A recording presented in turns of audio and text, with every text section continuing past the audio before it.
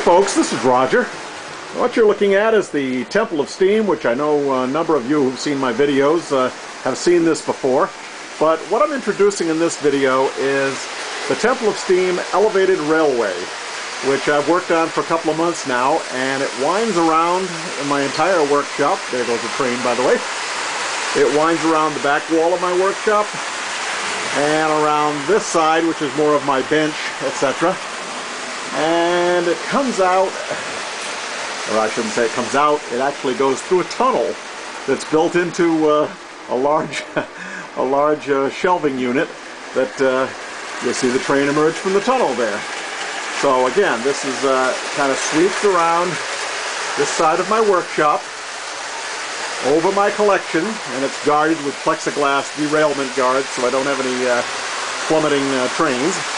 Then it continues. We'll follow the train this time. It continues over that end of the room, and I guess the lights don't blind us, and it goes through the tunnel that I mentioned. The tunnel wasn't really part of the plan as much as a way to deal with a large shelving unit that I didn't want stuff to get in the way, and yet I wanted the train to go over the top of it. And there's a rather interesting section of track right here I'm trying to show you, which had to be made so that I could accommodate an exterior door opening and closing. So in a moment we'll switch these so you can see how the train actually can reverse.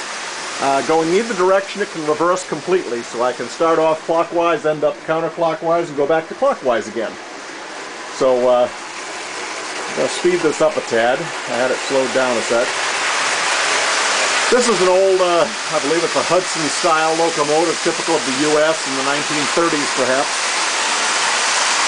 And I've just thrown the switch, and now it's sweeping around the turn, making a reversing loop. And we'll hit another switch here, and now it'll come right overhead. And you can see it come down this way.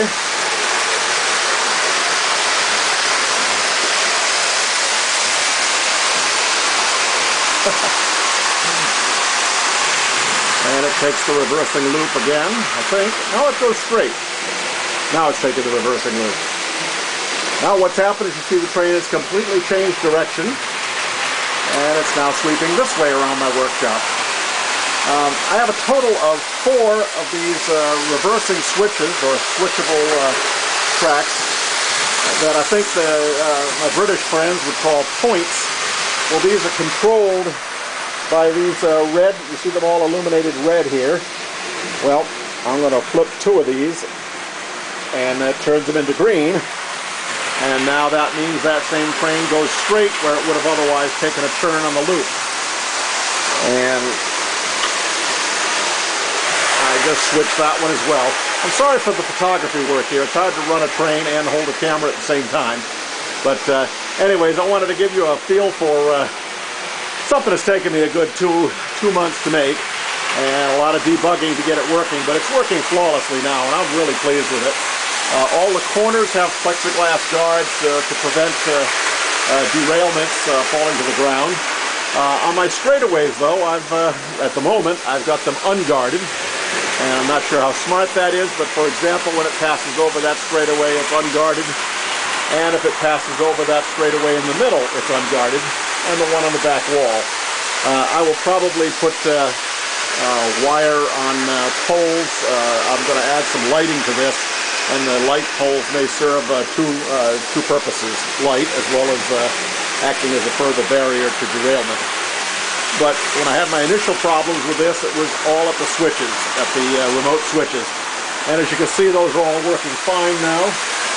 I just switched that one. It will now loop overhead here again. So you can see this is traveling right over the top of my collection, but safely, I believe safely. Anyhow, I've got a number of locomotives that I've resurrected, like this one is a 1947 electric locomotive, O-gauge, and I've got, well, the light's not too good here, but 1952 Santa Fe diesel-style locomotive, and a number of cars that I can tow with either set. So I do have a Bowman steam engine sitting right there, Bowman 234, but I'm afraid to run steam on this elevated track for fear that if it would derail, I could have a fire hazard. So it's going to remain electric, I'm afraid. Anyhow, that's it. Long video. Thanks for looking. Take care. Bye-bye.